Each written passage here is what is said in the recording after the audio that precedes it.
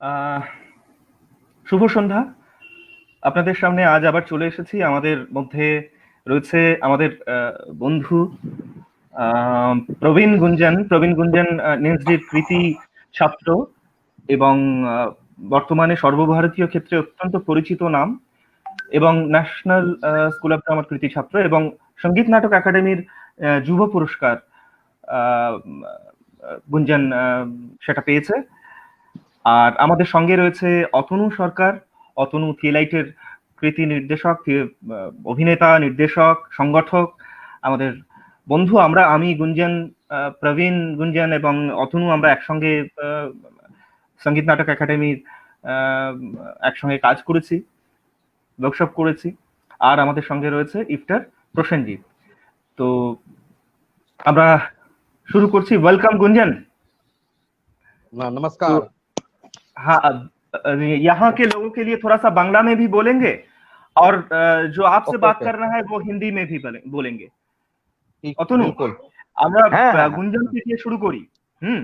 একদম। गुंजन, हम्म, ये जो अभी के जो सिचुएशन है, लॉकडाउन, अभी कैसे होगा थिएटर, कैसे हम करेंगे ये, के फॉर्म में क्या कोई बदलाव आएगा, या थिएटर जैसे पहले होता था वैसा ही चलेगा? आगे के समय में क्या आप सोचते हो, क्या होगा थिएटर?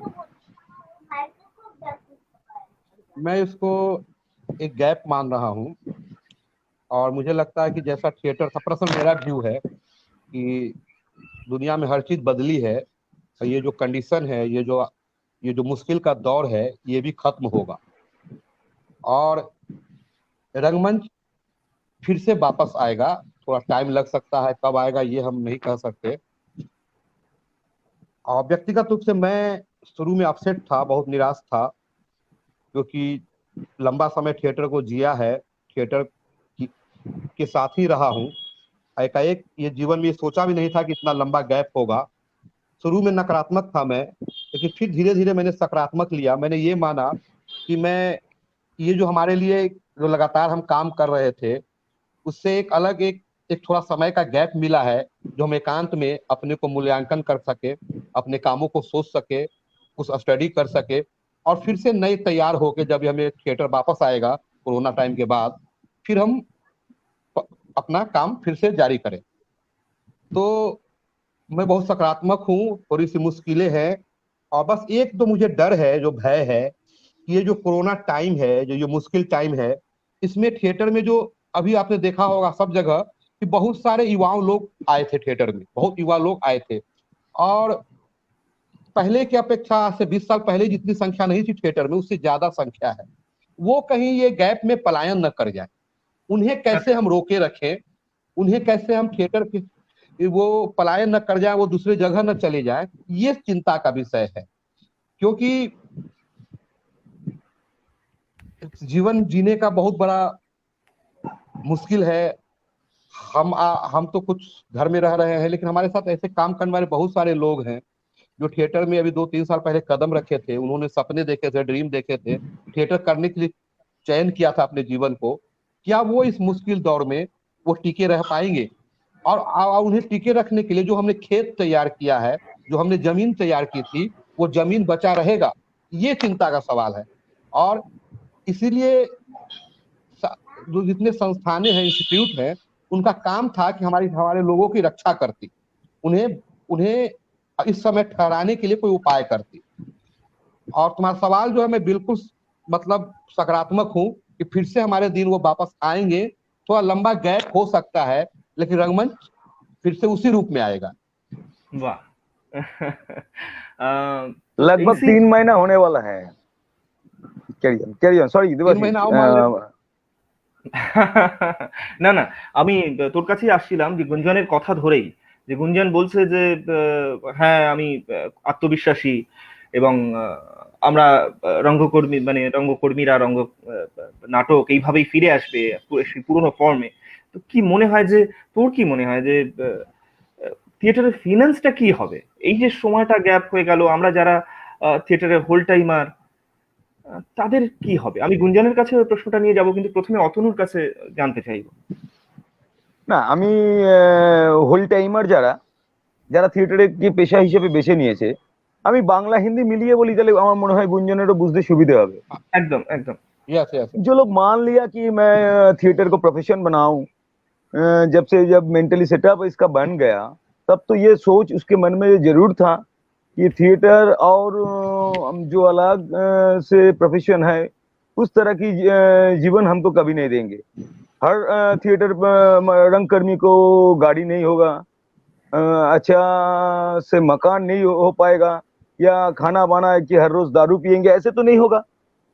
लेकिन मैंने ये मेरा कहने का मतलब ये है कि जो अपर क्लास या अपर मिडिल क्लास का जीवन पालते हैं जिस लोग, उस तरह का जीवन रंगकर्मी का होगा ऐसा मुमकिन नहीं है। हो सकता है लेकिन सबका ऐसा नहीं हो पाएगा। ये सोच के ही वो लोग थिएटर में आए हैं और थिएटर के साथ जुड़े हैं। अभी इसी बीच लग रहा है जो लोग कुछ फ्रीलांसर हैं या जो ग्रांटी ऑर्गेनाइजेशन है जिसे सैलरी ग्रांट मिलता है, सैलरी ग्रांट कितना मिलता है सबको मालूम है कि डायरेक्टर को 10,000 रुपया महीना में और एक्टर बाकी लोगों को मतलब शिष्यों को 6,000 रुपया। इसमें क्या होता है नहीं होता है सबका पता है।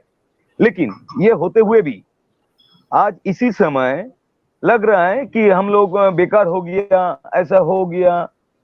तो ये तो तुम सोच के ही थिएटर के साथ जुड़े हुए हो। अभी ऐसा क्यों लग रहा है, ये मेरा सवाल है। और दूसरा चीज ये है कि देखो भाई, जब थिएटर के साथ इतना पैसा नहीं था आज से 30-40 साल पहले, आज तो बीच बीच में स्पॉन्सरशिप भी मिलता है बहुत सारे ग्रुप को, तब कैसे थिएटर होता था, कैसे बन रहा था, कैसे वो इतना दिन तक आया। तो मुझे लग रहा है कि थिएटर का पास अपना जो पावर है वो खुद ढूंढ लेगा अपना पथ, कैसे वो आगे बढ़ पाएंगे। मेरा बिलीव है ये कि मानव जीवन जितना दिन रहेगा थिएटर उतना दिन ही रहेगा, कि बिना थिएटर कोई मनुष्य जीवन आगे नहीं बढ़ पाएगा, क्योंकि उसका ढंग अलग से होगा, फॉर्म अलग से होगा, उसका जो निर्माण शैली है वो अलग से होगा। यही हमारा सोच है, यही हम सोचते हुए आगे बढ़ेंगे। लेकिन इसी समय ये तो हमारे पास एक मौका भी आया कि दूसरे ढंग में सोचने का एक मौका दिया है। भगवान हो चाहे जो भी हो, हमारे पास या नेचर हो, एक समय दे दिया कि तुम सोचो अपने आप को कैसे तुम दूसरे ढंग में आगे जा पाओगे। ये मेरा भावना है, लेकिन मैं पूरा आत्मविश्वासी हूँ। दूसरा या तीसरा या चौथा जो भी प्लान हो, अभी हमको सर्च करना शुरू करना पड़ेगा और इसी से कोई ना कोई रास्ता तो जरूर निकल आएंगे।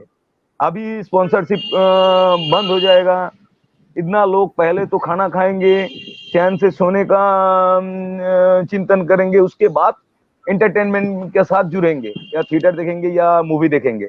उसके पास उतना पैसा हो तब ना देखेंगे। लेकिन तब भी थिएटर में इतना दम है, ये तो सबको पता है कि कुछ बोलने का कुछ करने का, वो तब जब ये करेंगे तब वो सोसाइटी थोड़ा उसके सोच में आगे बढ़ पाएंगे। जैसे जो भी लोग बोलते हैं थिएटर क्या है, आज ही एक फेसबुक में व्हाट्सएप में पोस्ट आया मेरे पास कि दुनिया का जितने सारे प्रोफेशन हैं उसमें से लास्ट 5 है आर्ट एंड कल्चर, थिएटर, उसके बाद मूवी। ये सब एकदम पिछड़े का प्रोफेशन जैसा है, या मान लीजिए कि आर्ट एंड कल्चर का जो सेक्शन है। तो ये लोग सोचेंगे तब भी एक रंगकर्मी जो करेंगे 10 में से 8 लोग उसमें मोटिवेट होंगे ही होंगे। ये मेरा है। आगे इसमें तुम्हारा क्या सोच है, तुम हमसे थोड़ा सा शेयर करो। हम सबसे, ये लाइव में इतने लोग देख रहे हैं। अतनु, मैं बिल्कुल सहमत हूँ, पर लेकिन क्योंकि दुनिया में कहीं भी देखो, किसी भी जगह पे थिएटर मतलब आर्ट और एजुकेशन सरकारी सपोर्ट पे जिंदा रहा है। और आज से 30 साल पहले रंगमंच क्या था और आज रंगमंच क्या, उसमें एक लंबी छलांग लगी है। पहले रंगमंच करने वालों की संख्या कम थी, सीमित लोग थे, आज संख्या में बहुत इजाफा हुआ है। तो हमें, क्योंकि हम एक लोकतांत्रिक मुल्क में रहते हैं और रंगमंच सामूहिक विधा है, तो हमें लगता है कि हम सकारात्मक हैं, लेकिन जिम्मेवारी तय करना भी पड़ेगा। एक चीज बताओ, बहुत सारे रंगकर्मी हैं, गुंजन भूखा नहीं मर रहा है अभी, अतनु भूखा नहीं मर रहा है, देवाशीष, लेकिन आने वाले समय में हो सकता है अतनु और गुंजन को भी भूखा रहना पड़े। कोई समय, अभी कोई भविष्य गर्भ में छिपा हुआ है। और ऐसे बहुत साथी हैं, कलाकार हैं पूरे देश में, या फिल्म इंडस्ट्री में देख लो, जो स्ट्रगलर है, संघर्ष कर रहे हैं। वो सब, उनके जीवन पे मुश्किल दौर आ चुका है। कई लोग के पास जीने की अब मुश्किल पड़ रहे हैं। तो वैसे समय में जो हमारी सरकार होती है, हमारी गवर्नमेंट होती है, उनका दायित्व तय करना होगा। उन्हें एक चीज बताओ, हम ठीक है, हम सकारात्मक है, हम रंगमंच को जिंदा रखेंगे अपने जुनून से, अपने पैशन से, अपने पागलपन से, लेकिन इससे क्या सरकार की जिम्मेवारी हट जाती है? एक मतलब सबसे अफसोस की बात यह है कि पिछले 3 महीनों में कोई रीजनल पार्टी हो या नेशनल पार्टी हो या गली मोहल्ले की कोई पार्टी हो, उसका एक अदना सा नेता ने भी कलाकारों के लिए एक लाइन नहीं बोला है। हम उसी सोसाइटी में, हम जो उनका वोट बैंक है, हम उसी सोसाइटी के बीच हम नाटक करते हैं, उन्हीं लोग के बीच मैं भी हूं। एक तो जब ये एक नेता लोग नहीं बोले हैं, एक चीज बताओ, ये चाहे बंगाल गवर्नमेंट हो, सेंट्रल गवर्नमेंट हो, बिहार गवर्नमेंट हो, कला अकादमी हो या संगीत अकादमी, एनसीजेसी, जितने जोनल सेंटर है, इन सब की पिछले 3 महीनों में एक्टिविटी का खर्च बचा, टोटल एक्टिविटी ठप पड़े हुए हैं और वो खर्च बचा हुआ है। अब तो क्या उन्हें उन खर्च को यूटिलाइज नहीं करना चाहिए था? इस लॉकडाउन में अवसर क्रिएट करने चाहिए थे कि हम जो कलाकार भूखे हैं, जो कलाकार अभाव में है, जो बाद में हो सकता है रंगमंच छोड़ दें, वो रंगमंच से पलायन कर जाए, वैसे लोगों के लिए अवसर क्रिएट करके उन तक पहुंचना चाहिए था। जहां तब हम थिएटर के लिए हम ज्यादा सकारात्मक रहेंगे, इनकी भी जिम्मेवारी होती। राष्ट्रीय नाट्य विद्यालय में पिछले 3 महीनों में कम से कम 10 नाटक होते, 25 लाख रुपए, 2.5 करोड़ रुपए खर्च होते, अकादमी के कितने फेस्टिवल होते, कल्चर सेंट्रल जोनल के कितने फेस्टिवल होते, वो सब एक्टिविटी का खर्च वैसे समय में थिएटर वालों तक पहुंचना चाहिए था जब थिएटर वाले घर में बंद थे। तो लेकिन कोई नहीं पहुंचा। मैं ये दावे के साथ कह सकता हूं कि संस्थानों में बैठे हमारे प्रतिनिधि किसी ने कोई योजना बनाकर गवर्नमेंट के पास नहीं ले गए होंगे कि थिएटर, ये मुश्किल समय में थिएटर वाले घर में बंद हैं। थिएटर की बात ही नहीं, कला के अन्य आयाम, चाहे वो डांस हो, म्यूजिक हो, इंस्ट्रूमेंट बजाने वाले हो, इन सब के बारे में किसी ने योजना नहीं बनाई होगी। अब देखो कितना ये दुर्भाग्य है कि ये लोग आर्काइव से काम चला रहे हैं। ये जो डिजिटल लाइव आ रहे हैं, ये पुराने आर्काइव निकाल के वो ला रहे हैं। क्यों? नए लोग जो भूखे मर रहे हैं, उनके नाटकों को आप कुछ फीस देते हैं उनको, ऐसे अवसर क्यों नहीं क्रिएट किए गए? तो हमें थिएटर रहेगा, इसमें एकदम कोई दिक्कत नहीं है कि जब तक दुनिया रहेगी, जब तक थिएटर रहेगा। थिएटर, बहुत बड़े बड़े मूवमेंट आए, बहुत, थिएटर जिंदा रहेगा, हमेशा जिंदा है और जिंदा था, रहेगा। लेकिन थिएटर करने वाले लोग जिस संख्या में आज जुड़े हैं, जिस संख्या में आज आए हैं, क्या वो लोग टिके रहेंगे? सवाल ये है। सही बात। क्योंकि ऐसे ही थिएटर में रोजगार नहीं है, ऐसे ही थिएटर में ऑप्शन नहीं है। तुमने एक सैलरी ग्रांट की बात की, 6,000 में एक कलाकार 12 महीना कैसे जी लेगा? बिल्कुल ठीक है। तो सरकार, ये नहीं कि सरकार अपनी जवाबदेही छोड़ सकती है। हमारी सरकार है। दुनिया में एजुकेशन और कल्चर, कला हमेशा सरकारी सपोर्ट से जिंदा रहा है। हमारे यहाँ कुछ है ही नहीं। ये 3 महीने के लॉकडाउन में कोई अवसर नहीं क्रिएट किए गए, बल्कि अब जो बोलते हैं कि सरकार हमारी बात नहीं मानती। सरकार तक योजना ले जाओ। आप जो कुर्सी पे बैठे लोग हो, जो संस्थानों में बैठे लोग हो, अगर आप हमारे कलाकार के हित के लिए आप योजनाएं पास नहीं करवा सकते हो, तो आप इस्तीफा दे दो। अब कन्विंस करने की पावर नहीं है गवर्नमेंट को, अब वापस आ जाओ। नए लोग भेजेंगे जो जाके वो क्रिएट करेंगे। तो अवसर कहाँ क्रिएट कर रहे हो? तो ये कौन करेगा? परवीन गुंजन बेगूसराय में बैठ के क्या कर लूंगा मैं? अतनु कलकत्ता में बैठ के क्या कर लेगा? अतनु को जब मैं किसी संस्थान की जिम्मेवारी दूंगा तब सवाल उससे करूंगा। अभी जिन संस्थानों में कला संस्कृति के नाम पे हम लोग के जो क्या बोलते हैं, वो संरक्षण देने के लिए जो बैठे हुए हैं, जिनकी जीवन हम लोग से चल रही है, उनकी जिम्मेवारी भी तय होनी चाहिए। ये बाकी मुश्किल कोई समय नहीं, में कोई केवल हम नहीं बोलेगा। आर्टिस्ट के लिए आर्टिस्ट को हाँ, ही बोलना है, आवाज हम लोगों को ही उठानी है। और कोई भी रचनात्मक, हम रचनात्मक काम कितना करें, केवल रचनात्मक काम की बात नहीं होनी चाहिए। नाटक जिंदा रहेगा नहीं रहेगा इसकी भी बात नहीं होनी चाहिए। नाटक वाले कैसे जिंदा रहेंगे इसकी भी बात होनी चाहिए। नाटक तो हम जिंदा बिल्कुल रहे कर ही लेंगे, बिल्कुल बिल्कुल। इसी वो तो हमें पॉइंट में आता है। जशन কিছু देखो বলার আছে? रंगकर्मी लोगों আমার এটা বলে নি, আমি गुंजन भैया से एक सवाल था मेरा।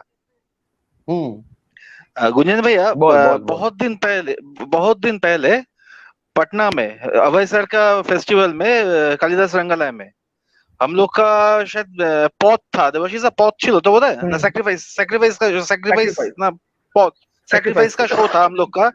और गुंजन भैया का था सर्कस समझौता। का अच्छा। शो था।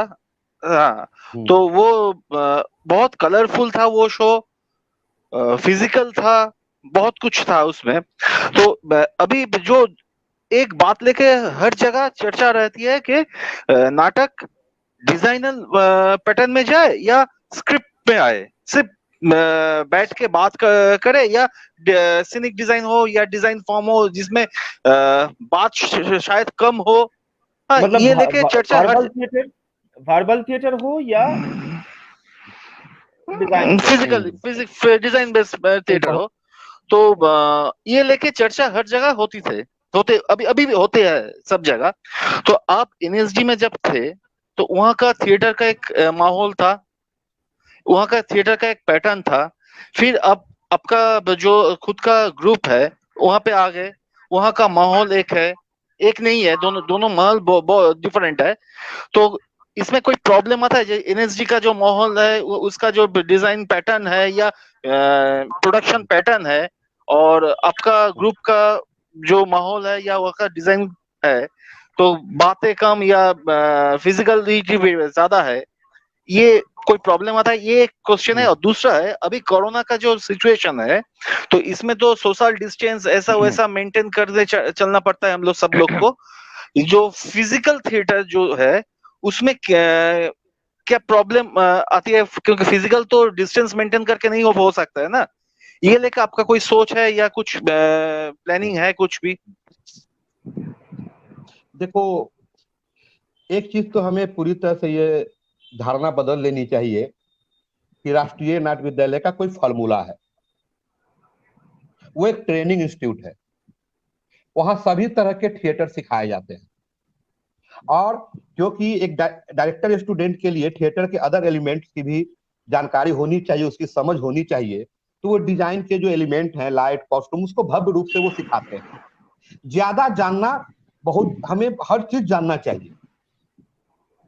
और राष्ट्रीय नाट्य विद्यालय कभी भी जो स्टूडेंट है उसे कभी वो थोपता नहीं है कि इस तरह का थिएटर करो। ये एक थिएटर है, आपको कई तरह के प्रयोग से आपको गुजारता है। कई फर्स्ट ईयर में, वो सेकेंड ईयर में संस्कृत नाटक भी करवाते हैं, वो शेक्सपियर भी करवाते हैं, रियलिस्टिक नाटक भी करवाते हैं, अलग अलग फॉर्म के नाटक से वो गुजारते हैं। वो कभी थोपते नहीं। और एक चीज और ये क्लियर होना चाहिए कि अगर हम डायरेक्टर हैं, अगर थिएटर का हम स्टूडेंट है, थिएटर को सच्चे मायने में समझ सकते हैं, तो थिएटर के जो टोटल एलिमेंट है कोई वो हावी नहीं होगा।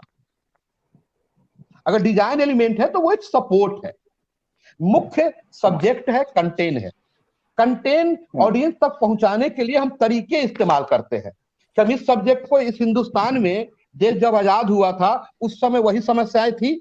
आज जब देश, आज 50 साल 70 साल हो गया आजादी के, तब भी वही समस्याएं हैं। सब्जेक्ट तो वही है, वही बेरोजगारी, वही सांप्रदायिकता, वही करप्शन, तो ये सब्जेक्ट तो वही है। लेकिन जो हम कहने के जो हम तरीके इजाद करेंगे, क्योंकि थिएटर एक प्रयोग है, हम और विजुअल माध्यम भी, ऑडियो विजुअल दोनों है, दृश्य और श्रव्य माध्यम है। तो हम कहने के तरीके में जो हम इस बात को कैसे कहेंगे, ये तरीका जब हम खोजते हैं तो उस समय ये ध्यान जरूर रखना है कि हम जो ये बात कहना चाहते हैं वो हम कितने अच्छे से कम्युनिकेट कर पाएंगे एक आर्टिस्टिक माध्यम से, कलात्मक माध्यम से। और उसके लिए हम थिएटर के कितने एलिमेंट का इस्तेमाल करें, उनको सपोर्ट ले, चाहे वो लाइट हो, कॉस्ट्यूम हो, सेट हो, उसकी कितनी मात्रा मिले, हमारा सब्जेक्ट कितना अलाउ करता है, हमारा एक्टर का बॉडी कितना अलाउ करता है। एक्टर, मान लो कि एक्टर बहुत कमजोर है, अभिनेता तैयार नहीं है, अब तुम बड़ा सा डिजाइन, बड़े से डिवाइस, बहुत सारे जेस्टर, तो वो सब गायब हो जाएगा।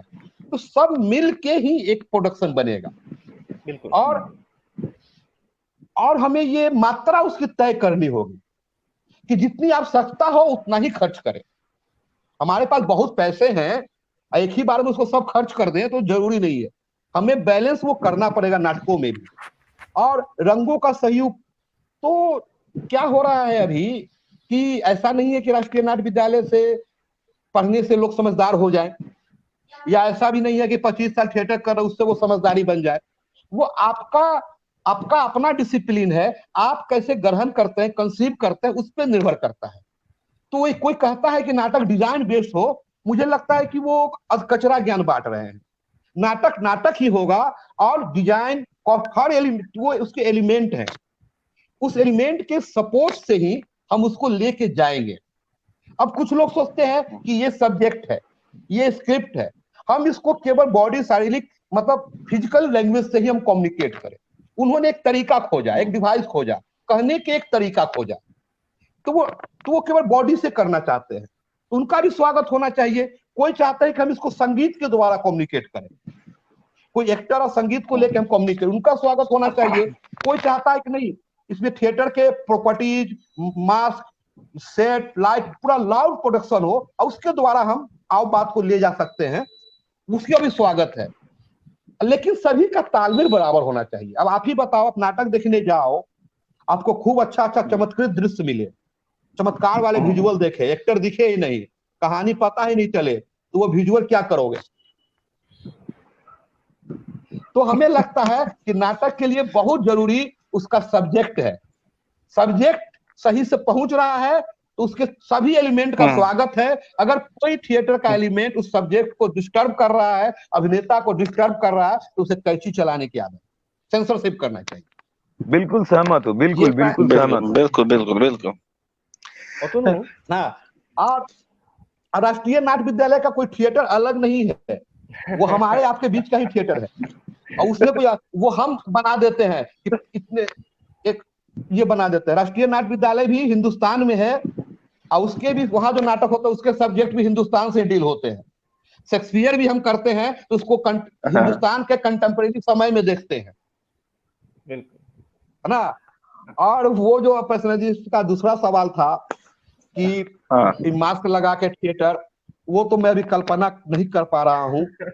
सच बोलूं, मैं वैसा दिन नहीं चाहता कि मुझे को मेरे साथ दिक्कत है पर्सनली कि मैं मास्क लगा के डायरेक्ट नहीं कर सकता। नहीं, एक्चुअली रंगकर्मी का आदत था कि मुखौटा खोलने का, लेकिन अभी वो ढकने का है। तो अब बताओ देवाशीष कि मास्क लगाकर हम कैसे एक्टर को डील करेंगे? एक्टर अगर मास्क लगा ले तो हम उनके भाव को कैसे पढ़ेंगे? क्या होगा? तो वो मास्क लगा के थिएटर तो नहीं होगा। तो उसके लिए अलग आयाम खोज ले लोग। नहीं, ऐसे कोई मिनिस्ट्री, अगर मैं ओपनली बोल रहा हूँ, अगर मिनिस्ट्री ऐसे कोई आरोप लगाएंगे, मतलब कोई कंडीशन देंगे कि चलो सब रंगकर्मी को मास्क लगा के ही करना पड़ेगा, तब उसका सैलरी कंटिन्यू होगा, तुम क्या करोगे उस समय? नहीं तो सुनो अतनु, तो वो जीने के लिए तो करना पड़ेगा, तो वो शो केवल उनके लिए एक कर दूंगा। उनके लिए एक शो, उनकी शर्त को पूरा करने के लिए कर दूंगा। तो हमें जीना भी है और कलाकारों को जीने भी देना है। बिल्कुल बिल्कुल। जैसे उन्होंने बहुत शर्तें लगाई, हमने किया। आज तक उन्होंने बहुत सारे शर्त, आपको मालूम है, वो तो पीछे बैनर लगाने भी बोलते, लेकिन आज तक मैंने मंच पे पीछे बैनर नहीं लगाया। नहीं, शायद कोई नहीं लगाया, देवाशीष भी नहीं लगाया, मैं भी नहीं लगाया, और इधर तो कोई नहीं लगाया। तो सोचो वो शर्त ये भी रखते कि बैनर लगाए। सोचो वो नियम बनाने वाले कितने मूर्ख थे। আচ্ছা অতনু, হ্যাঁ বল দলের ক্ষেত্রে কিভাবে ভাবছিস? মানে আমাদের তো এবার আস্তে আস্তে করে তো লকডাউন একটু একটু করে খুলছে বা খুলবে, স্বাভাবিক হবে, তো কিভাবে প্ল্যান হচ্ছে আগামীতে আমরা কিভাবে চলবো? কি তুই কিভাবে ভাবছিস? হ্যাঁ বলছি তার আগে একটা ভাই गुंजन मैं पहले माफी मांगता हूँ तुमसे कि मैं बिल्कुल भूल ही गए एक्चुअली फेसबुक भी कंटिन्यू देख नहीं पाए तो बिलेटेड हैप्पी बर्थडे ये पहले अरे प्रोग्राम शुरू होने से पहले बोलना चाहिए था लेकिन कहा तुम्हारा हैप्पी बर्थडे, हैप्पी जन्मदिन है बर्थडे। वो मुबारक हो जन्मदिन मुबारक हो धन्यवाद। तो ऐसे Happy ही birthday। याद आ गया দেখ আগামী 20শে জুন কি আমি সব 20শে চক করে পড়ে গেছি তো 20শে জুন 2020-তে চলে। থিয়েলাইটেরও 20 হচ্ছে একদম 20 নয় 20 হুম। যাই হোক তো ওই দিন থেকে আমি ঠিকই মানে- করেছি আমরা বসবো ফিজিক্যালি বসবো সোশ্যাল ডিস্টেন্সিং মেনটেন করে মানে যতটা মেনটেন করা যায় বসবো এবং থিয়েটারের কাজ শুরু করে দেবো হয়তো আগে 5 দিন বসতাম 5 দিন বসবো না 3 দিন বসবো কিন্তু আস্তে আস্তে আস্তে আস্তে আমাদের যে রেগুলারের চর্চা এখন রেগুলারের চর্চা বলতে এটা তো নতুন করে বলার নেই যে একটা শুধু প্রোডাকশন করেই সারা বছর কাটে এমনটা তো নয় আমার মনে হয় কোনো দলই নয় যারা রেপার্টরি স্ট্রাকচারে কাজ করে শুধু অভিনয় আর শো এর উপর দাঁড়িয়ে তো একটা দল চলে না সেই দলের নিজস্ব কিছু ভাবনা থাকে সেই ভাবনার যে আদান প্রদান এবং সারা বছরের কাজ এবং যে একদম। অ্যাক্টর ট্রেনিং আমাদের চলে নিয়মিত সেইগুলো তো শুরু করে দিতেই হবে কেননা জীবন থেকে 3টে মাস চলে গেল তার জন্য বিশাল কিছু ক্ষতি হয়েছে এমনটা কখনোই বলছি না না আমার ক্ষতি হয়েছে না থিয়েটারের ক্ষতি হয়েছে কারোর ক্ষতি হয়েছে কেননা জীবনটা অনেক বড় আমি মনে করি সবকিছু চেয়ে সেটা থিয়েটারের থেকেও বড় থিয়েটার তো নিশ্চয়ই আছে समझ पा रहे हो कि गुंजन क्या बोल रहा हूँ मैं समझ रहा हूँ मैंने शुभकामनाएं भी दी है फेसबुक पे।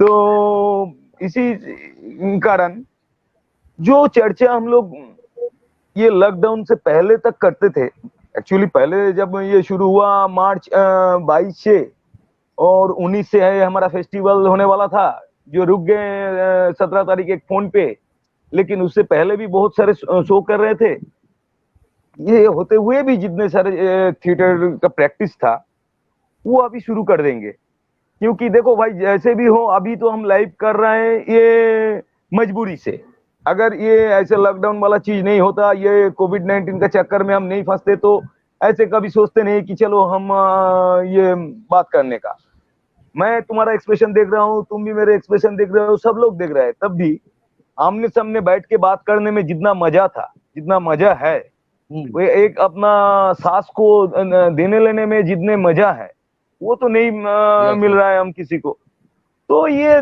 ज्यादा दिन तक नहीं चलेगा और हम भी ऐसे ही चाहे जो कुछ भी हो आगे कोरोना हो चाहे जो कुछ भी हो सुरक्षा के लिए कुछ तो नियम मानना ही पड़ेगा लेकिन मैं तो एक टैगोर का छोटा सा लाइन कोट करूंगा नियम तोड़ना भी नियम ही है लेकिन मैं अभी नियम तोड़ने के लिए सहमत नहीं हूँ लेकिन अगर जरूरत पड़े तो नियम को तोड़ना ही होगा ये होते हुए भी देखो जैसे भी हो मुझे लग रहा है ये मेरा एंटिसिपेशन बोलता हूँ सितंबर ऑनवर्ड्स काम शुरू हो जाएगा थोड़ा थोड़ा छोटा मोटा करके तो काम शुरू ही होगा जितना जिस तरह से हम पिछले साल काम किए थे शायद इसी समय उतना बड़ा कोई स्ट्रक्चर लेकर शायद कर नहीं पाएंगे शायद इसलिए बोल रहा हूँ कि अभी तक तो ट्रेन कब से चालू होगा जुलाई से शुरू होगा बोल रहे हैं बहुत सारे लोग आर्टिस्ट हमारा एक्टर मेंबर वो ट्रेन में सफर करते हैं कैसे आ पाएंगे पता नहीं ऐसे होते हुए भी बीच बीच में ऑल्टरनेटिवली हमको काम करना पड़ेगा और लग रहा है कि इस साल हम कम आर्टिस्ट लेकर 7-8 एक्टर एक्ट्रेस को लेकर कुछ काम करेंगे ऐसे अभी सोच रहा है लेकिन पहले तो काम शुरू करना चाहिए आगे काम शुरू करो उसके बाद देखते हैं क्या आगे क्या होगा लेकिन लग रहा है कि ये सितंबर ऑनवर्ड्स हम पूरी तरह से काम कर पाएंगे ये मेरा आत्मविश्वास है चलो ऐसा हो तो बहुत बेहतर है इसी मुद्दे पे हमारे एक मित्र अभि चक्रवर्ती अशोकनगर नाट्यमुख के डायरेक्टर वो गुंजन से एक सवाल किए हैं Gunjan ji have you any new idea to start theatre after कोविड-19 कोरोना के बाद के थिएटर शुरू करने का क्या प्लान है ये जानना चाहते हैं कोई प्लान नहीं है बस इंतजार है और जैसे पहले नाटक करते आए हैं बहुत कुछ बदला नहीं है। हम तो ये मान के चल रहे हैं कि 3 साल हम एनएसडी में प्रशिक्षण लेने गए थे, वैसे ही ये 6 महीना का एक प्रशिक्षण का समय है। और बीच में बीच में लगातार मैं भाग दौड़, कभी इधर कभी उधर में ना स्थिरता नहीं मिली थी, काम को मूल्यांकन करने का मौका भी नहीं मिला था। इस दौरान मैंने जम के पढ़ा, और क्योंकि दूसरा काम ही नहीं था पढ़ाई के सिवा, कुछ फिल्में देखी, और बहुत जब ये बोरिंग होने लगा, आंखें दर्द करने लगा, तो मैं कहा कि मैंने वीडियो एडिटिंग सीखा, और वो भी यूट्यूब ट्यूटोरियल से, और लगातार उसमें हाथ सफाई कर लिया। तो शायद आने का जो लॉकडाउन की बात का जो थिएटर होगा, अभी वो थोड़ा सा वो पहले जैसा तो नहीं होगा, थोड़ा सा उसमें बदलाव होगा। जो अपनू कह रहा है, जो हम राउट प्रोडक्शन, जो हम भीड़ क्राउड लेके करते थे, शायद अभी हम वो हिम्मत न करें क्राउड लेके करना, क्योंकि हमारा मकसद भी होगा कि भविष्य में शो अगर बनता है तो वो मूव करे, ठीक है। तो अभी क्राउड को लेके इंडिया के बेगूसराय से कलकत्ता ले जाना या कलकत्ता अलग अलग हिस्सों में जाना मुश्किल होगा। तो हमें लगता है कि कम पात्रों में हम नाटक शुरू कर सकते हैं। और एक चीज बहुत इंपॉर्टेंट कहना चाहूंगा, उसमें बंगाल का इतिहास रहा है, बंगाल से बहुत प्रभावित रहा हूं रंगमंच से। अकाल का समय याद करना, उस समय नवान जैसी रचनाएं आई थी, जो समय का रिएक्शन था अकाल के बाद, विजय भट्टाचार्य का जो नाटक था नवान। एक चीज, एक आर्टिस्ट, एक कलाकार, जो हमने देखा है पिछले 3 महीनों में, हमारी संवेदनाएं जिस तरह से विचलित हुई हैं।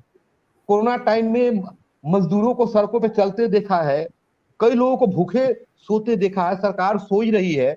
मुझे लगता है अभी क्या जवाब, अभी ने जो सवाल किया है कि हमारे आज कोरोना टाइम के बाद सवाल में, नाटकों में, प्लान में ये जरूर होना चाहिए, इस समय का हमारे नाटकों में बोध हो। कंटेंट के वो विजुअल हम कैसे भूल सकते हैं, जब एक माँ अपने अटैची पे बच्चे को लेके जा रहा हो। तो थिएटर को कंटेंट के साथ जुड़ना होगा, और इस कोरोना टाइम का जो पेन है हमें अपने नाटकों में लेके आना होगा। और अभी एक और बड़ा उदाहरण है कि हम ब्रेख्ट को याद कर सकते हैं। ब्रेख्ट ने मिनिमम संसाधनों में उन्होंने एक जो फॉर्म कहने का तरीका निकाला थिएटर का, कुछ ऐसा तरीका हमें खोजना होगा कि हम मिनिमम संसाधन में हम बड़ी बात लेकर कलात्मक ढंग से भी लोगों के लिए कैसे हम जाएं। तो थिएटर को फिर से मतलब पब्लिक से जुड़ना होगा, जनता से कनेक्ट होना पड़ेगा उनके। अब इस समय मान लो अतनु देवाशीष की, लोग दर्द में हैं, लोग पीड़ा में हैं, लोग के काम छूट गए हैं, रोजगारी नहीं है, उस समय हम थिएटर सेलिब्रेट नहीं कर सकते। थिएटर बहुत तामझाम करके उनको हम सपना नहीं चिढ़ा नहीं सकते। इसके लिए हमें उनकी पीड़ा को डील करना होगा। अब आने वाले समय में कोरोना टाइम के बाद वैसे सब्जेक्ट पे हमें लगता है कि नाटक लेकर आना होगा, और शायद उनकी पीड़ा को हम शेयर करके उनको कुछ रास्ता बता पाए। हम उनके लिए सरकार से कुछ सवाल तो नाटक तो हमेशा सवाल करता है। हम अपने कॉमन मैन, आम आदमी, अपने आसपास के लोगों के सवाल को अगर उठा सके, उसमें कलात्मकता कहाँ से लाएं। वो सोचो, वो मजदूरों का जो इमेज होगा, बिंब होगा, वो बिंब क्या होगा, वो दर्द, उसको कैसे लेके आएंगे, ये जवाबदेही हम कलाकार पे बनती है।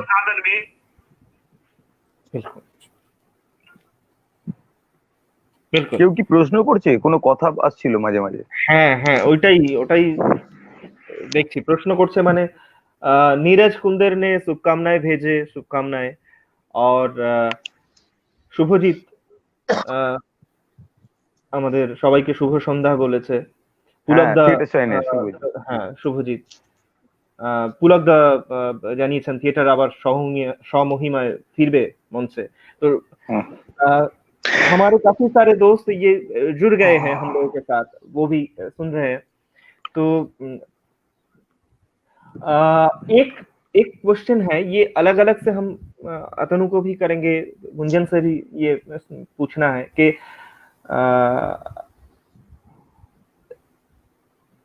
अभी जो सरकारी जो सहायता के बारे में बोल रहे हो, या जो बोल रहे हो कि थिएटर या आर्ट फील्ड गवर्नमेंट सब्सिडी के बिना नहीं हुआ, लेकिन यूरोप में जो थिएटर जो लार्ज स्केल थिएटर जो होता है वो तो सरकारी सहायता के बिना, वो प्रोफेशनल जो थिएटर है, जो ब्रॉडवे या वेस्टर्न थिएटर, उस तरीके का थिएटर क्या हमारे देश में संभव नहीं है क्या? क्या इस बारे में क्या सोच रहे हो? क्योंकि वहां तो बहुत फिनेंस है, बहुत मतलब, क्योंकि ये सवाल मैंने इसलिए किया कि क्योंकि उसमें जुड़े हुए हैं सारे थिएटर प्रैक्टिशनर या टेक्नीशियन, उन लोगों के रोजगार भी उसमें जुड़े हुए हैं। तो ब्रॉडवे में जो लोग, जो टेक्नीशियन या जो आर्टिस्ट जो काम करते हैं, वो तो अच्छे भले रोजगार करते हैं। ऐसा नहीं कि 6 महीना मतलब महीने में 6,000 रुपया कमाते हैं, ऐसा नहीं है। तो ये जैसे थिएटर भी बड़ा है तो रोजगार भी बड़ा है, तो वो क्या इस देश में संभव है? क्या सोचते हो?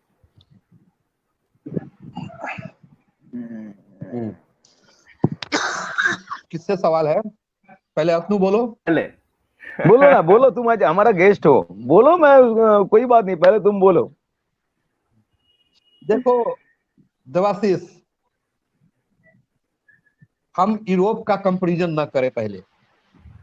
उनकी उनके लिए जमीन तैयार की गई थी, उनकी जमीन आज नहीं बन गई है।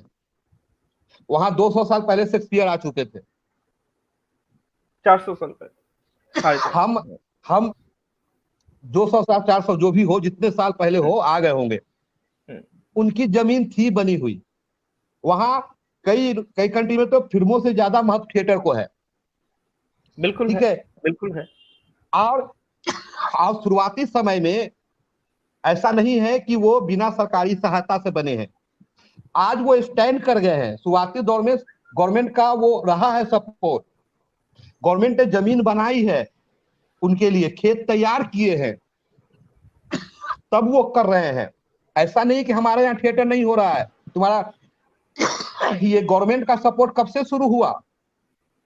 90 के बाद ज्यादातर। 90 के पहले बंगाल रंगमंच ज्यादा समृद्ध था, महाराष्ट्र में रंगमंच था, पार्टी थिएटर कंपनियां थी, कई लोग फॉर्म थे, लेकिन उसे संभाल के उसे उसे संरक्षण देने का काम किसका था? ये लोकतांत्रिक देश है।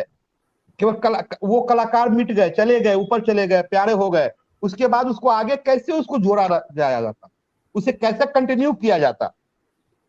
ऐसा थोड़ी है कि ये बताओ, तुम लोग का ज्यादा अनुभव होगा क्योंकि बंगाल का रंगमंच बहुत समृद्ध रहा है। और मैंने जब तुम लोग के साथ में जोका में था 75 दिन, तो ये सुनता था कि बंगाल में नाटकों का कोई सप्ताह होता था, लोग लाइन लगे रहते थे टिकट कटाने के लिए। और उस समय शायद आप लोग अपनू ज्यादा क्लियर कर पाए, जब तुम क्लियर कर पाओ कि उस समय शायद सरकारी गवर्नमेंट सपोर्ट उतना नहीं था। हाँ, लेकिन तब वो थिएटर कैसे हो रहा था? बिल्कुल, लेकिन मैं ये बोलना चाहता हूँ कि हम ये एक ही तरीका का थिएटर के बारे में सोच रहे हैं ना। ये जैसे पार्सी थिएटर हो या मोबाइल थिएटर हो आसाम का, या हमारे यात्रा जो मतलब कमर्शियल जो थिएटर है, इसके बारे में सोचना क्या जरूरी नहीं है? ज्यादातर लोगों के पास तो थिएटर जा सकता है अगर कमर्शियल हो। मैं ये जोड़ रहा हूँ। बिल्कुल होना चाहिए। नहीं सही सा रंगमंच अलग अलग तरह के अलग अलग लोगों को करने देना चाहिए, सबकी अपनी स्वतंत्रता है। और कमर्शियल थिएटर का भी स्वागत उतना ही हो। उन्हें कोई थिएटर को कैटेगरी करके छांटने का काम न किया जाए, मतलब उसको हटाने का, डिवाइड करने का काम न किया जाए। और मैं खुद प्रवीण गुंजन, मेरा सोशल एक्टिविस्ट रहा हूं, मेरा सोसाइटी से कनेक्टेड नाटक रहे, लेकिन मैं खुद कमर्शियल थिएटर के पक्षधर रहा हूं। मैं आपको बता दूं कि मैं बेगूसराय में, एक छोटा शहर है, मैंने थिएटर फेस्टिवल करना शुरू किया। बिल्कुल, मुझे लगा, एक विजन था कि ये लोगों तक कैसे पहुंचे। थिएटर को उतना लोग जानते नहीं थे। मैंने फिल्म के चेहरों को बुलाना शुरू किया। हर साल ये सोचा कि एक थिएटर फेस्टिवल में एक बड़े फिल्म के चेहरे को बुलाऊंगा। उस बहाने शायद थिएटर के लिए एक पब्लिक का भीड़ जमा हो। टिकट बेचा, मिनिमम टिकट ही, टिकट से खर्चे नहीं निकल पाए, लेकिन आदत डालने की कोशिश की गई। और ये मेरा कई बार अनुभव रहा है देवाशीष कि बेगूसराय में सिनेमा हॉल खाली रहे हैं और वैसे समय में थिएटर हॉल में संख्या रहे हैं, लेकिन एक क्योंकि लाइव परफॉर्मेंस है, इसके खर्च इतना ज्यादा है कि हम कितना टिकट रखें, उसके खर्च को रिटर्न नहीं होना बड़ा मुश्किल लग रहा है बिना स्पॉन्सरशिप। क्योंकि फिल्म तो है नहीं कि एक बार हमने बजट लगा कर उसको रिकॉर्ड कर दिया, अब बार बार उसको दिखाते रहे, बार बार टिकट बेचते रहे। ये क्योंकि लाइव माध्यम है और शायद 50 साल बाद कुछ बदले या हम मिनिमम संसाधनों में थिएटर लेके आए, लेकिन फिर भी मान लो कि एक ग्रुप में 10 एक्टर का नाटक करता है, अब कोई सेट नहीं लगाते हैं, कोई कॉस्ट्यूम नहीं लेते हैं, मिनिमम संसाधन में नाटक करते हैं, लेकिन 10 एक्टरों को जीने के लिए सरकारी 6,000 के हिसाब से जोड़ दो, 6,000 ही जोड़ दो तो 60,000 रुपए चाहिए। हॉल का बुकिंग, ये हम थिएटर केवल टिकट लगा के 500 टिकट कितने में बेचेंगे बताओ। तो मुझे अभी, मैं झूठ नहीं बोलूंगा, बड़ी बड़ी बातें नहीं करना चाहता, मुझे अभी आने वाले 20-25 साल मुझे इस तरह का थिएटर नहीं दिखता जो केवल काउंटर सेलिंग से केवल अपने बल पे टिका रहे। उससे अच्छा है कि हम थिएटर करते हुए हम नौकरी करें, कहूं दिन भर नौकरी करें, शाम में रिहर्सल करें, ये हो सकता है संभव। लेकिन ये कहना, वो पर कौन कहते हैं, समर्थन करते हैं, वो बड़ी बड़ी बातें करते हैं, मैं तो कहता हूं जो बोलते हैं वो ये आदर्श स्थिति लाए, वो हमारे सामने एक आदर्श पेश करे कि मैं देख, हाँ मॉडल खड़ा करे कि टिकट के पैसे से ये पूरा प्रोडक्शन हुआ है, इसके एक्टर भी जी रहे हैं। तो हमें, क्योंकि हमारा देश जो है अभी पूरी तरह से एजुकेटेड भी नहीं है, पूरा अगर एजुकेटेड होता तो हम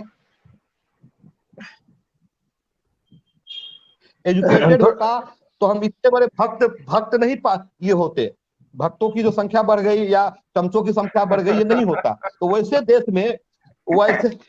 देश में हम थिएटर से इतना उम्मीद न पाले। अब कुछ लोग थिएटर अपने पर्सनल काम, जैसे मैं ही थिएटर के सोर्स से मुझे मेरा जीवन नहीं चल रहा है, मैं कुछ पर्सनल काम करता हूँ, वर्कशॉप करता हूँ या कहूँ पढ़ाने जाता हूँ, तब जाके जीवन चल रहा है। तो मैं इसको दम ये मानने को तैयार हूं, मुझे अपने जीवन में कम से कम ये नहीं दिख रहा कि टिकट, मुझे अपने जीवन में ये नहीं दिख रहा कि मैं टिकट काउंटर से मैं अपने कलाकारों को और नाटक का खर्चा निकाल पाऊं। अच्छा, अगर मेरा जीवन आज 43 हो गया है और मान लो 50। ये सवाल अतनु के पास हम ले जाएंगे, लेकिन उससे पहले बता दे, बंसी कौल जी लाइव देख रहे हैं। Hello sir. अतनु, नमस्ते सर। অথবা গুঞ্জন বলল যে এটা সম্ভব না, তোর কি মনে হয়? না, এখানে আমার দু তিনটে কথা বলার, আমি গুঞ্জনের সঙ্গে খানিকটা সহমত, খানিকটা নয়। তার কারণ আমাদের যে স্ট্রাকচার, এই দুটো তো একসঙ্গে হবে না। মানে আমি বলি, প্রথম কথা যেটা বলছে যে कैसे कर पाएंगे कि ये छोड़ के नौकरी करेंगे, अगर वो गवर्नमेंट नौकरी हो तो उसको सैलरी नहीं मिलेगा, उसको जरूरी भी नहीं है, लेकिन कोई दूसरे जगह पे काम करेंगे तो वो कैसे हो पाएंगे? ये तो दो एक साथ संभव नहीं है। ये होते हुए भी मैं मान लेता हूँ कि ये ऐसे होते हुए भी, देखो भाई, ये मैं 2-3 चीज ऐसे है फिर से। पहला तो ये है, ठीक तरह से थिएटर करने के लिए जितना समय देना चाहिए, समय मतलब कि खाली प्रोडक्शन के लिए नहीं, अपने आप को शिक्षित करने के लिए जितना समय देना चाहिए, तो हमारा डेली का प्रैक्टिस है। तुम ऐसे तो कभी नहीं है कि एनएसडी पास आउट हो कि हम कहीं से या देवाशीष कहीं से एडुकेशन ले मिल गया, मैं रविंद्र भारती पास आउट होते हुए बाद ऐसा कुछ सीख गया कि चलो मैं पंडित बन गया, ऐसा तो नहीं। हर रोज मैं जीवन से सीखता हूँ, सब तुम भी सीखते हो, देवाशीष प्रेजेंट और जितने लोग हैं जो थिएटर प्रैक्टिशनर है, हर रोज सीख रहे हैं। ऐसे होते हुए तुमको ये 8 या 10 घंटा कहीं दूसरे जगह नगरी या बिजनेस में समय देने के बाद तुम्हारे पास इतना समय बचेगा तो कि अपने आप को तैयार करने के लिए, अच्छे रंगकर्मी बनने के लिए अच्छे समय तो देना चाहिए अपना प्रैक्टिस में। ऐसे समय तो नहीं मिलेगा, इसीलिए तो हम लोग ऐसे सब सोच के और दूसरे काम छोड़ के थिएटर के साथ पूरे जुड़े हुए हैं। लेकिन देवाशीष का जो सवाल है, मैं तुम्हारे साथ सहमत हूं, लेकिन थोड़ा सा जोड़ूंगा। देखो, इतना ग्रुप क्यों बन गया? अगर तुम्हारे वहाँ एग्जैक्ट कितने ग्रुप है मालूम नहीं, लेकिन पूरा इंडिया का पिक्चर देखेंगे तो एक्टिव ग्रुप मतलब जो लोग अप्लाई करते हैं, एक छोटा मोटा हिसाब तुमको सबको पास है कि कितने ग्रुप है सैलरी होल्डर, कितने ग्रुप है नॉन सैलरी होल्डर, उससे और 2-3 गुना ज्यादा है। तो इतने लोग काम कर रहे हैं, इतने ग्रुप का क्या जरूरी था? सबका अपना अपना भाषा बोलने का है। ये सवाल तुम मुझे भी पूछ सकते हो, तुम क्यों बनाओ भाई, तुम तो किसी ग्रुप के साथ रह सकते थे। तो सबको अपना अपना भाषा बोलना चाहिए। अभी दर्शक कम हो गया। देखो आज नहीं, तुम लगा पीछे 50 साल पीछे चले जाओ, बंगाल का जो प्रोफेशनल थिएटर था, मैं उसका साक्षी हूँ। 93 तक भी इतना लाइन लगते थे काउंटर के सामने, 7 दिन पहले से भी टिकट खरीद करके, एडवांस टिकट बुक करके वो लोग थिएटर देखते थे। लेकिन ये होते हुए भी वो तो खत्म हो गया। तो उसका बहुत सारे कारण है, खत्म कर वो दिया कारण गया, खत्म वो कर चर्चा दिया गया। करने का जगह नहीं। हाँ एकदम खत्म कर दिया गया, ये जानबूझकर खत्म कर दिया गया। उसका कारण मैंने चर्चा का बहुत सारे जगह है, ये मैं चर्चा करने का जगह नहीं है। लेकिन तब भी देखो दिन में तुम जहां पे भी जाओ, मैं ये लाइव शुरू होने से पहले देवाशीष के साथ मेरा छोटा मोटा बातचीत चल रहा था कि मैं जजमेंटल नहीं हूं, क्योंकि कोई प्ले देखकर ये अच्छा या बुरा या एक बार कह देना मेरे लिए इतना मुमकिन नहीं है। ठीक है, लगता है कि ऐसे क्यों हुआ, ऐसे हो सकता था, ये तो अपना ओन परसेप्शन है, सब सेल्फ परसेप्शन है। तुम जिस जो थिएटर देखकर तुमको अच्छा लग रहा है, मुझे नहीं अच्छा लगता है। जो थिएटर मुझे अच्छा लगता है, हो सकता है कि तुम्हारा अच्छा नहीं लगता है। ये तो अपना अपना परसेप्शन से इसका विचार है। लेकिन कोई अंडरलाइन कर दिया देने वाला है कि ये अच्छा नहीं है, चलो এই থিয়েটারটা ভালো না, এই এতটা জাজমেন্টাল হতে আমি রাজি নই। এটা বলার কারণ এই জায়গায় দাঁড়িয়ে এত দলের সংখ্যা বেড়ে যাওয়া, তাই আমার মনে হয় যে অনেক ভালো অ্যাক্টর ताराও स्प्लिट করে গেছে। बहुत सारे जो इतने अच्छे अच्छे एक्टर, अगर एक ग्रुप में 7-8 अच्छे एक्टर हो तो उसका प्रोडक्शन में दम बहुत ज्यादा दम होगा, ये तो सब लोग मानेंगे। लेकिन ये 2 एक्टर 4 ग्रुप में बांटे जाएंगे तो उसको साथ तो बाकी लोग थोड़ा सा तो कॉम्प्रोमाइज होगा ही होगा। तो ये दर्शक कितना दिन देखेंगे? हम क्या दे रहे हैं दर्शक के, पहले अपने आप को ये पूछना चाहिए क्या हम दे रहे हैं। इतना सारा लंबा भाषण दे रहे हैं, তাহলে কি তো মনে হচ্ছে যে কোয়ালিটির থেকে কোয়ান্টিটিতে, মানে কোয়ালিটির থেকেও একদম কোয়ান্টিটি বেশি? একদম এত এটা কোয়ান্টিটি বেশিটাই তো একমাত্র কারণ বলে আমি মনে করি ভাই। এবার সবাই সবার ভাষা বলতে গিয়ে যেটা হারালাম ভালো থিয়েটারের সঙ্গে কম্প্রোমাইজ করা এই জায়গায়। এবং আমার ধারণা বা আমি বিশ্বাসও করি ফ্রিল্যান্সারের জন্মও কিন্তু এইটার উপর বেস করেই। তারাও যে ফ্রিল্যান্সাররা পেশা বেছেছে, সেও তো নিজের জীবন ধারণের জন্য সে নিজেকে মনে করেছে কোয়ালিটি পূর্ণ। সবাই মনে করেছে এমন নয়, সেটা আমরা জানি। সেই চর্চাও এখানে যাচ্ছি না, সেই চর্চা হলে সেটা অন্য খাতে বইবে। কিন্তু যারা করছেন মানে এবং সুনামের সঙ্গে কাজ করছেন, তারাও যদি কোনো একটা নির্দিষ্ট জায়গায় থেকে, কিন্তু পাশাপাশি এই প্রশ্নটাও আসে একটা দল কি একজনের চাহিদা পূরণ করতে পারবে, সেরকম প্রশ্ন তো এসছে। সেই জায়গায় ফ্রিল্যান্সারদের কথা আসছি না, কিন্তু গ্রুপ থিয়েটারের কালচারের জায়গায় দাঁড়িয়ে একটা সময় দেখা গেছে 9-এর দশক এর গোড়া অবধি বা একদম গোড়া অবধি বলবো, তারপর থেকেই তো প্রচুর দলের সংখ্যা। এবং আমার ধারণা যবে থেকেই কেন্দ্রীয় সরকারের অনুদান চালু হলো, বিভিন্ন দলের সংখ্যা ব্যাঙের ছাতার মতো গজাতে থাকলো। মানে সবারই ধারণা হলো কোনো রকম 3 বছরের বৈতরণী পার করে দেবো আর আমার স্যালারি গ্র্যান্ড ঢোকা শুরু করে দেবে, আমিও সেলফ সাফিসিয়েন্ট হয়ে যাব। এটা বাস্তব, এই বলে লাভ নেই। তাই এইটা নিয়ে আমাকে এখন অনেকে রেড়া করে তেড়ে আসবে, খেউর খিস্তি জুতো এসব হবে, আমার তাতে কিছু যায় আসে না। আমার কিছু যায় আসে না, আমি যা বিলিভ করিতাম আমার বলতে আমার বিন্দু মাত্র দ্বিধা নেই। কিন্তু এটা যদি একটু কোয়ালিটিপূর্ণ ধরে রাখা যেত, তাহলে মনে হয় দলগুলো আরো কোয়ালিটিপূর্ণ থিয়েটার দিতে পারত। এবং আমাদের যে ট্রেন্ড সেটার যারা, তারা একটা জায়গা তো তৈরি করেই দিল যে বিজ্ঞাপন এমন বড় কাগজে দেওয়া এবং সেই মিডিয়ার দ্বারা প্রভাবিত হয়ে মিডিয়ার রিভিউর উপর দাঁড়িয়ে দর্শকের থিয়েটার দেখতে যাওয়া। এটা বোধহয় আমাদের থিয়েটারের ক্ষেত্রে একটা ভয়ঙ্কর প্রবণতা আমদানি করলো বলে আমার মনে হয়। এইটা কারা ভাঙতে পারবে জানি না। যদি আমরা আগামী দিনে ট্রেন্ড সেটার হতে পারি, মানে ভাঙতে পারি, তাহলে মনে করবো এটা আমাদের কাছে একটা শ্লাঘার বিষয় হবে।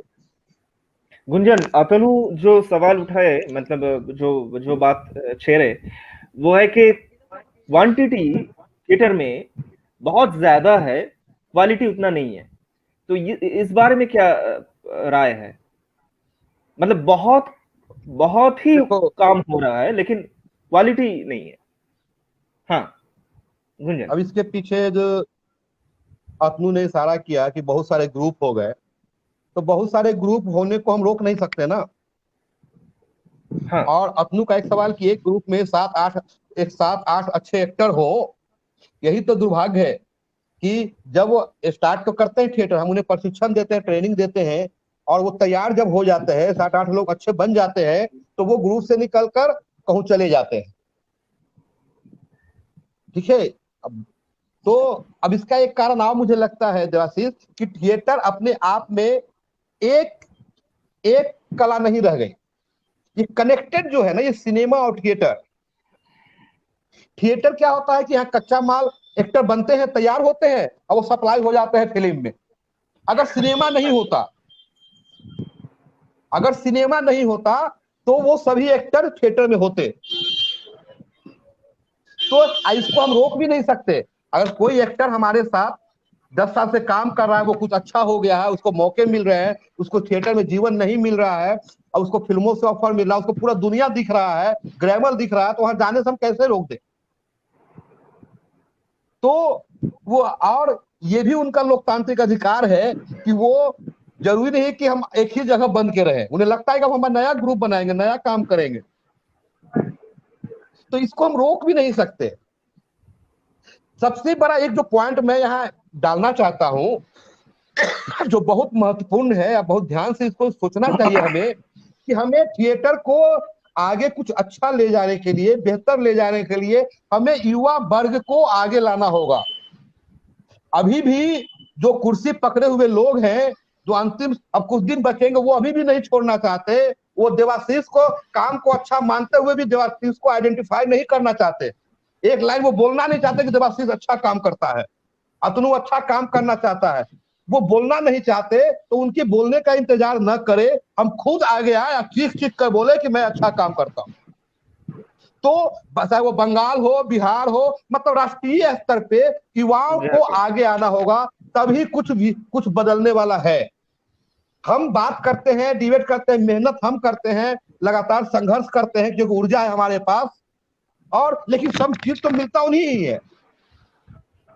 अब एक चीज बताओ, जैसे तुम लोग ये सैलरी ग्रांट में सीनियर अकादमी अवार्डी को या पद्मश्री वाले को फ्री है कि उनका कोई इंटरव्यू नहीं होगा? ये कौन कहता है कोई अवार्डी जो होगा वो करप्ट नहीं हो सकता? और हम युवा उनसे ज्यादा भी, बस उनको जीवन में हाथी था, उनके पास बहुत बड़ा इतिहास था, इतिहास के बल पे वो जीते रहे, हम मेहनत करते रहे। वही हाल है। वो आलू उपजाओ, 10 रुपए किलो, 10 ग्राम आलू का कीमत चिप्स में पैक करके वो ज्यादा हो जाता है। तो हमें आज के हिंदुस्तान रंगमंच को कोरोना टाइम में के बाद भी अगर बचाए रखना है, कुछ आगे ले जाना है, फिर से एक मूवमेंट खड़ा करना है, तो युवाओं को आगे लाना होगा, युवाओं को खुद आगे आना होगा।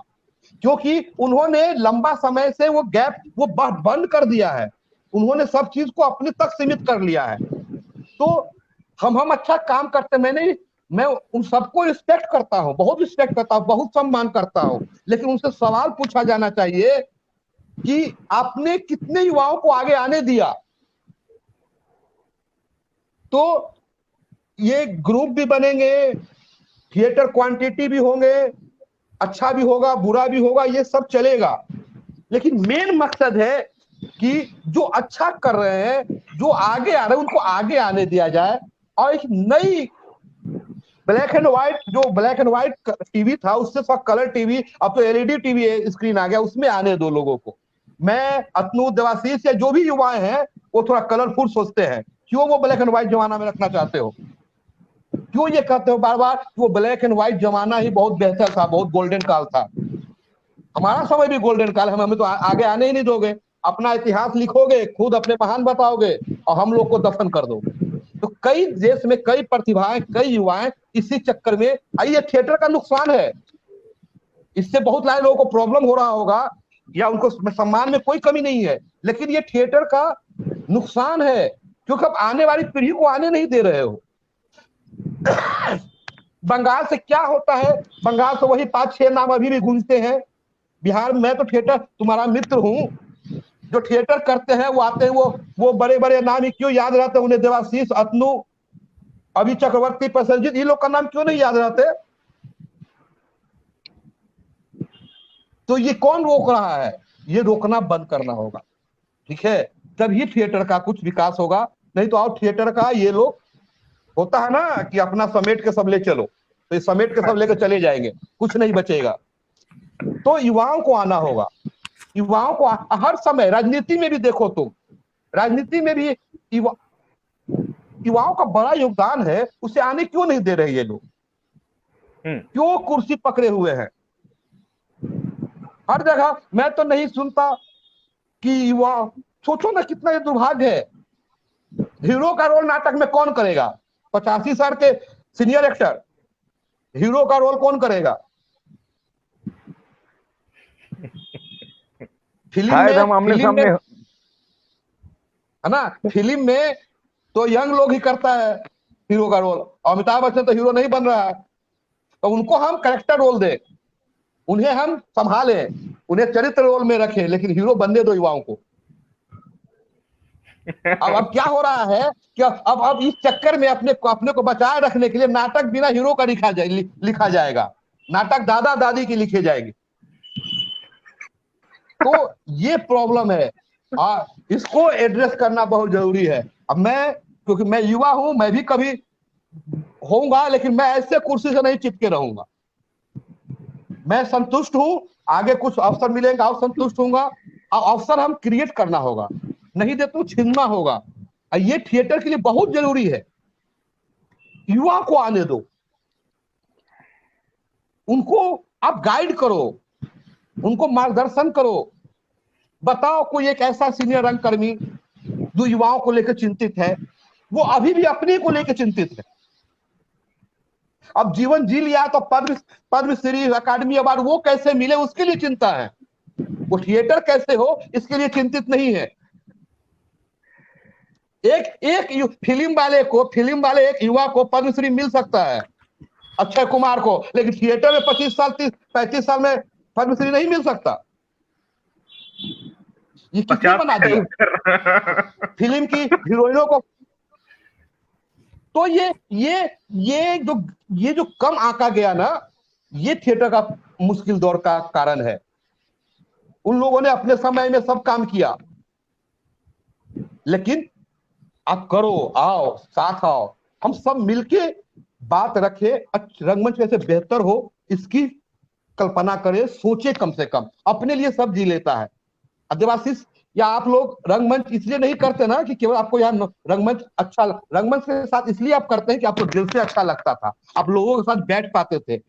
आज हम 5 लोग 4 लोग बैठ के आप आमने सामने बात कर रहे हैं, संवाद कर रहे हैं, इसलिए रंगमंच में आए थे। अकेले होना होता तो कोई दूसरा जगह होता।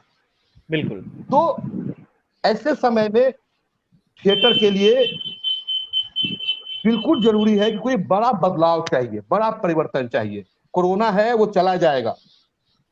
मैंने ये कहा कि एक युवाओं में भी जोड़ता हूं कि थिएटर सब कुछ खुल गया, जिनकी दुकानें थी, जिनकी जीवन, उनकी दुकानें खुल गई, जिनकी फ्लाइट थी, एयरपोर्ट खुल गया, फ्लाइट खुल गया, सब खुल गया। थिएटर वाला का दुकान तो उसका हॉल था, ऑडिटोरियम था, तुम ऑडिटोरियम भी खोल दो ना। हम 50 लोग को बैठा के नाटक करेंगे, 100 लोगों के नाटक करेंगे, हम सोशल डिस्टेंस का भी ख्याल रखेंगे। तो सबको आपने खोल दिया, हमारे हॉल को क्यों नहीं खोला? तो खतरा यही है, वो बाजार में, मॉल में खतरा नहीं है, वो फ्लाइट में खतरा है, ट्रेन में खतरे नहीं है, मंदिर में, मस्जिद में, गिरजा में खतरा नहीं है। होता है कि हम सबसे, हाँ, ये क्या होता है कि हम थिएटर वाले सबसे पीछे ठेल दिए जाते हैं। तुम देख लेना, थिएटर वालों से पहले ये सिनेमा हॉल खोल देंगे। हाँ बिल्कुल, नहीं, शूटिंग तो चालू हो गया सर, वहां इनकम है। हाँ, शूटिंग चालू हो गया। ये है कि हम लोग को हाशिए पे रखा गया है। और हमारी कौम ही, हमारे लोग ही हमारी बात नहीं उठा पाते। ये अहम बात है। मैं तो लगातार बोलता हूं, अकेले क्या बोलूंगा। हम थिएटर कौम छोटा, उसे अपने कौम के लिए ही बात नहीं कर पाते। पता नहीं कौन सा वो इंडिविजुअल ईगो है, कौन सा ये है। यहाँ तो ये लगता है कि गुंजन बोल रहा है तो वो हीरो तो नहीं बन रहा है। अतनु बोले अरे ये डर क्यों है आपको, बनने दो हीरो गुंजन को, बनने दो अतनु को हीरो, युवाओं को आने दो, आप साथ चलो मेरे। बताओ ना किसी, तुम्हें बंगाल में हिंदी बेच का ज्यादा जानता हूं मैं, बंगाल का तुमने शायद किसी सीनियर रंगकर्मी या किसी रंगकर्मी ने बड़े रूप से सवाल उठाया है क्या रंगकर्मियों के हित के लिए? ये तुम ज्यादा बता सकते हो। हिंदी बेल्ट में तो किसी ने नहीं उठाया। सही तो बात। ये मुश्किल देखो, है, इससे हम कैसे करेंगे? सच में अगर हम आमने सामने फिजिकली होते तो मैं जबरदस्त तुमको गले लगाते थे, इसीलिए कि तुम हमारे दोस्त हो। ऐसे नहीं जो तुमने आज सवाल उठाया और जो कुछ बोला, ये हम सब युवा या हमारा नेक्स्ट जनरेशन जो लोग हैं, तो सबके लिए एक जबरदस्त संलाप है। सच से तुमको हैट्स ऑफ। अच्छा, यही लाना होगा अब। हाँ बिल्कुल सही सही मुद्दा उठाया गुंजन ने। तो हम लोग बातचीत के लगभग अंत में आ गए हैं। তো প্রায় শেষের মুখে আমরা এসে গেছি, এসে পৌঁছেছি। আমরা একে একে ব্যাপারটা করে আনবো, কিন্তু শেষ করব একটা বিষয় দিয়ে। गुंजन, क्लोज करने से पहले जो बात तुमने कहा वो मैं थोड़ा सा बांग्ला में बोलना चाहूंगा, क्योंकि वो बहुत अहम मुद्दा है।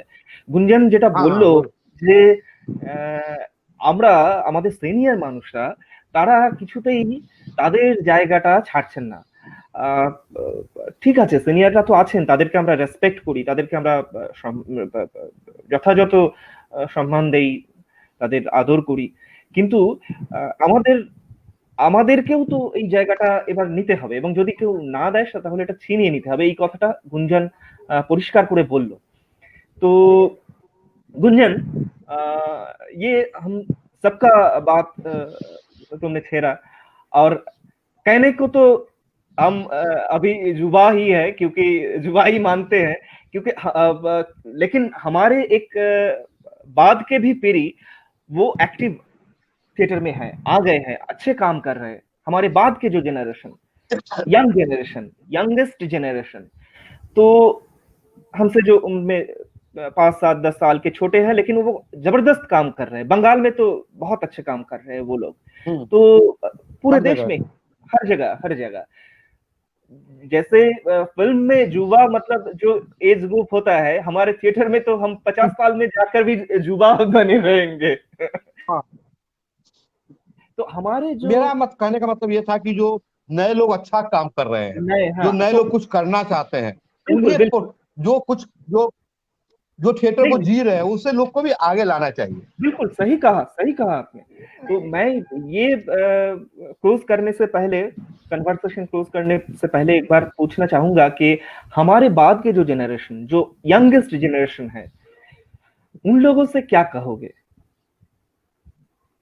क्योंकि हम तो झेल चुके हैं, लगभग 45 एकदम हो गए हैं, तो जो 20-25 साल 30 साल के हैं, उन लोगों से क्या कहोगे?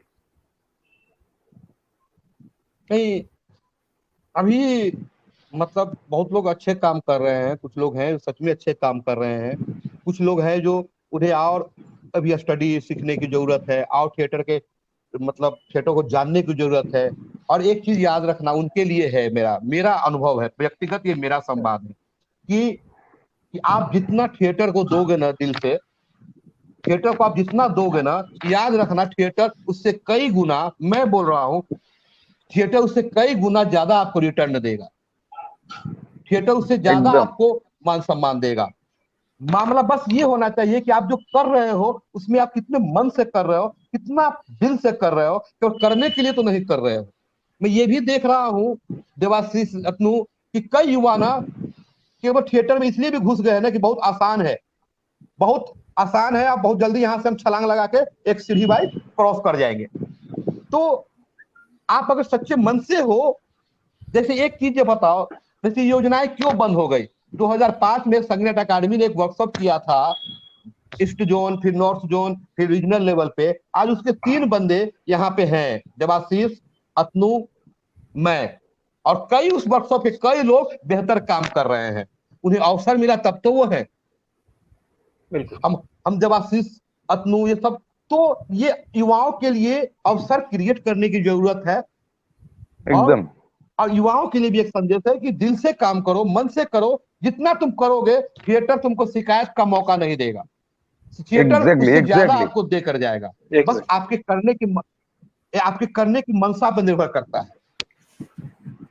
बिल्कुल एकदम एकदम খুব ভালো কথা দিয়ে শেষ করলো গুঞ্জন, যে থিয়েটারকে যদি আমরা যা দেব, যতটা উজাড় করে দেব, থিয়েটার তার থেকে আরো অনেক বেশি আমাদের ফিরিয়ে দেবে। এটা আমাদের সবারই বিশ্বাস। তো আমরা আজকের কনভারসেশন শেষ করব। অতনু, অনেক ধন্যবাদ আমাদের সঙ্গে থাকার জন্য। প্রসেন, ধন্যবাদ। थैंक यू हमारे साथ ये समय बिताने के लिए। Thank you. तो आज लेकिन ये बात बहुत बढ़िया, थैंक यू। ये बात गुंजन भैया का ये बात बहुत बढ़िया लगा कि अवार्डी होने के लिए सीनियर होना चाहिए, फिल्म में क्यों नहीं होना चाहिए? यंग अवार्डी हो सकता है, थिएटर में क्यों यंग कोई बंदा अवार्डी नहीं हो सकता? हाँ, तो अनेक अनेक धन्यवाद। Thank you Gunjan, thank you Atanu, thank you Gunjan भैया, एकदम थैंक यू। 1 ঘন্টা কিভাবে কেটে গেছে, 1 ঘন্টা 7-8 মিনিট। চলো, thank you, bye bye bye bye. চলো, অল দ্য